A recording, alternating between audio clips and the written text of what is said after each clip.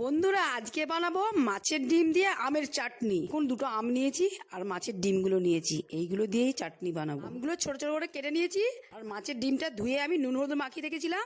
এবার অল্প কাঁচা সর্ষের তেল দিয়ে ভালো করে চটকে চটকে আমি ডিমটা মেখে নেব। কড়াটা বসিয়ে কড়াটা গরম করে নিয়েছি, সর্ষের তেল দিয়ে দেবো, পাঁচফোড়ন, কাঁচা লঙ্কা দিয়ে দেবো, নাড়াচাড়া করে আমগুলো দিয়ে দেবো, করে নেবো আর হলুদ দিয়ে করে নেবো।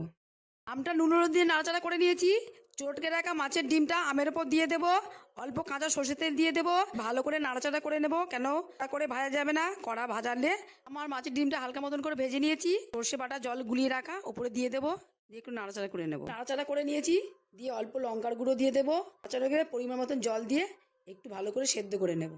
আমার মাছের ডিমটা ভালো মতন সেদ্ধ হয়ে গেছে, পরিমাণ মতন চিনি দিয়ে দেবো, চিনি দিয়ে আরেকবার ফুটিয়ে নেব। মাছের ডিমের চাটনিটা রেডি। আপনারা গরম গরম ভাতের সঙ্গে খেতে পারেন, হেভি টেস্ট। এইভাবে একবার বানিয়ে খেয়ে তো দেখুন।